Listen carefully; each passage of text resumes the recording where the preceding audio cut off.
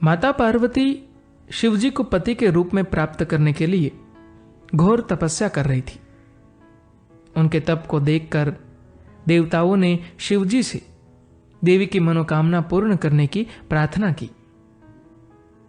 शिवजी ने पार्वती जी की परीक्षा लेने सप्तऋषियों को भेजा। सप्तऋषियों ने शिवजी के सैकड़ों अवगुण गिनाए, पर पार्वती जी को महादेव के अलावा किसी और से विवाह मंजूर नहीं था। विवाह से पहले सभी वर अपनी भावी पत्नी को लेकर आश्वस्त होना चाहते हैं।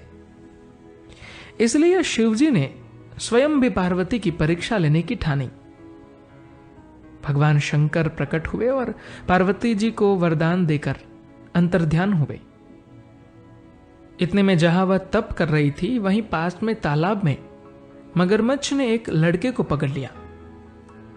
लड़का जान बचाने के लिए चिल्लाने लगा। पार्वती जी से उस बच्चे की चीख सुनी न गई। द्रवित हृदय होकर वह तालाब पर पहुंची। देखती है कि मगरमच्छ लड़के को तालाब के अंदर खींच कर ले जा रहा है। लड़के ने देवी को देखकर कहा, मेरी न तो मां है, न बाप, न कोई मित्र। माता, आप मेरी रक्षा करें। पार्वती जी ने कहा कि हे ग्राह, इस लड़के को छोड़ दो।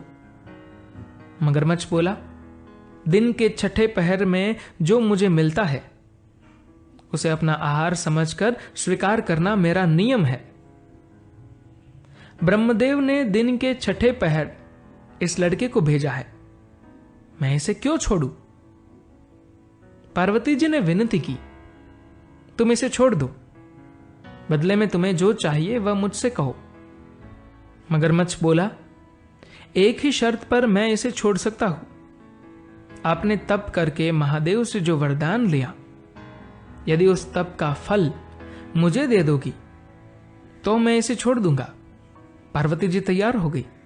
उन्होंने कहा, मैं अपने तप का फल तुम्हें देने को तैयार हूं, लेकिन तुम इस बालक को छोड़ दो।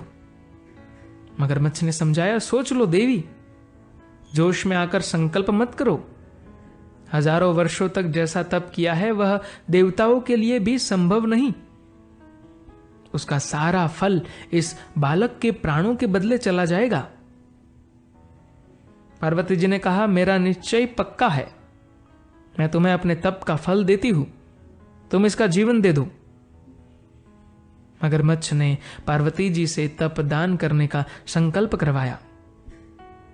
तप का दान होते ही मगरमच्छ का देह तेज से चमकने लगा।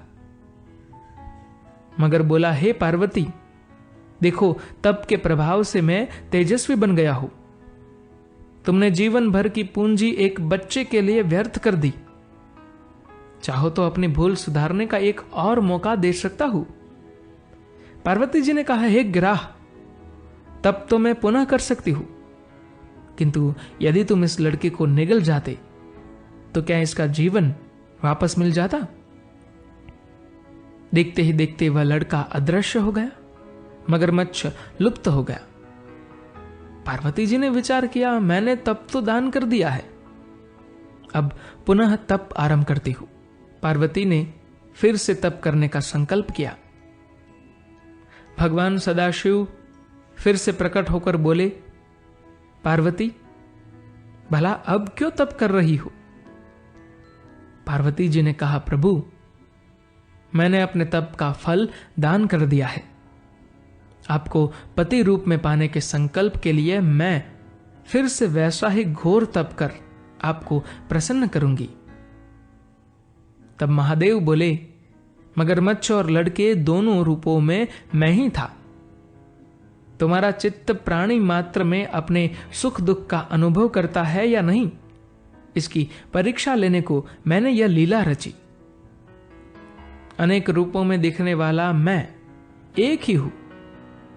मैं अनेक शरीरों में शरीरों से अलग निर्विकार हूं। तुमने अपना तप मुझे ही दिया है, इसलिए अब और तप करने की जरूरत नहीं। देवी ने महादेव को प्रणाम कर प्रसन्न मन से विदा किया। धन्यवाद।